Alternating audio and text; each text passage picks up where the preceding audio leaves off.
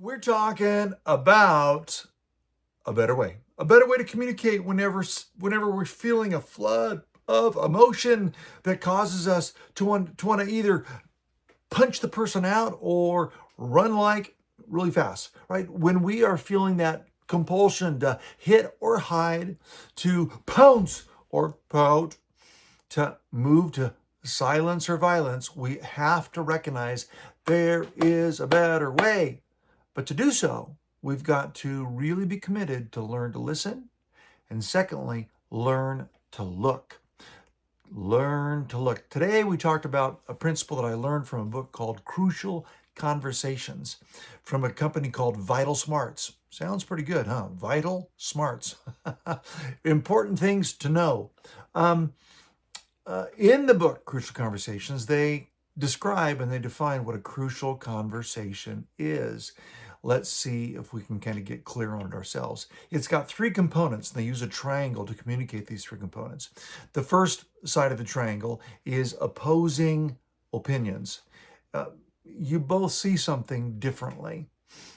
Maybe you see your need for affection different than your spouse, your significant other. They think, once a month for sex is fine, and you're thinking once a day, and you have very different opinions, opposing opinions. Or possibly you think you deserve a raise, and your boss thinks you deserve a demotion. Very opposing opinions.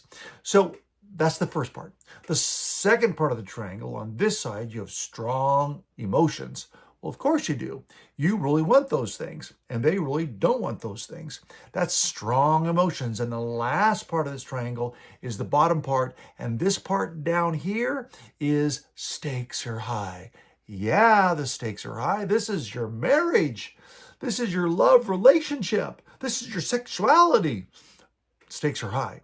Yeah, this is my job. This is how I bring home the bacon. Stakes are high, right? So we have those three things. When you have those three things, it's called a crucial conversation. So we're learning to look for this. Here's the deal. Once you kind of recognize that there's a conversation maybe coming up that you anticipate, maybe there's opposing opinions. Pretty sure on your part, there's some strong emotions. And the stakes are high. This is your children. This is your spouse. This is your job. This is fill in the blank. You can begin to recognize there's a conversation right around the corner, and I don't want to have it, or I'm going to go in there and tell them what needs to happen. That kind of perspective should begin to alert us to look. Learn to look and identify the crucial conversations. But what if? What if you not only had the foresight to see one coming, but you had the insight to know you're in the middle of one that you didn't see coming? This insight grows as we learn to develop self-awareness, pay attention to what's going on inside of us. Jesus was a major advocate for self-awareness, for the ability to see self, to learn to look at ourselves, to recognize when we are vulnerable to reactive behavior. And so we want to learn to look for that crucial conversation so we can see it coming, start practicing foresight. Jesus said it like this. In the Sermon on the Mount, Matthew chapter 7, verse 3 through 5, he says, "Why do you look at the speck of sawdust in your brother's eye and pay no attention to the plank in your own eye?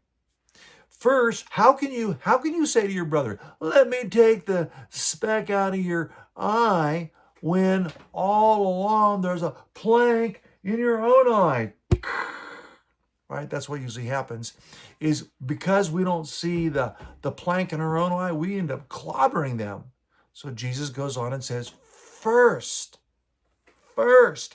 take the plank out of your own eye, and then you can help take the speck out of your brother's eye. You see, when you and I have a little something in our eye, it messes up our whole day, doesn't it? But if you got a plank in your eye, it messes up not only your day, but everybody you run into because of it. We want to learn to look for the crucial conversation and first address the plank in our own eye. Recognize, begin to look for, have the self-awareness to recognize when something within us is interfering with the relationships with those around us. Today, I want to encourage you, ask Jesus if there's any planks in your eye, right? Jesus is addressing this when he's talking about the commitment to stop judging others. So if you have a propensity to judge others, I guarantee you there's something in your eye, something that is skewing the way you see others. And in order to have healthy relationships, we got to begin to learn to look in the mirror so we can take whatever's in our eye out. I'll see you tomorrow.